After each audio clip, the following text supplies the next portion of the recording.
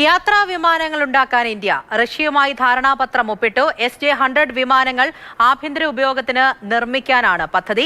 റഷ്യയുടെ UAC-യുമായാണ് Hindustan aeronautics limited ധാരണാപത്രത്തിൽ ഇപ്പോൾ ഒപ്പുവെച്ചിരിക്കുന്നത്.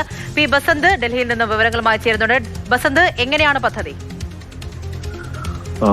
റഷ്യയുടെ UAC-യുമായിട്ടാണ് ഇപ്പോൾ ഒരു ധാരണാപത്രം ഒപ്പിട്ടിരിക്കുന്നത്. എയർബസും അതുപോലെ ബോയിങ്ങും നിറഞ്ഞു നിൽക്കുന്ന ഒരു മേഖലയിലേക്കാണ് ഇന്ത്യ കടന്നു ചേർന്നത്.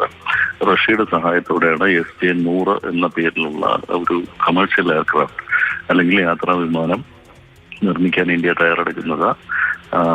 സുഖോയ് കമ്പനിയുമായി ബന്ധപ്പെട്ടതാണ് UAC. അവർ 2005 മുതൽ തന്നെ ഈ യാത്രാ വിമാന രംഗത്ത് പ്രവർത്തിക്കുന്ന ഒരു കമ്പനിയാണ്.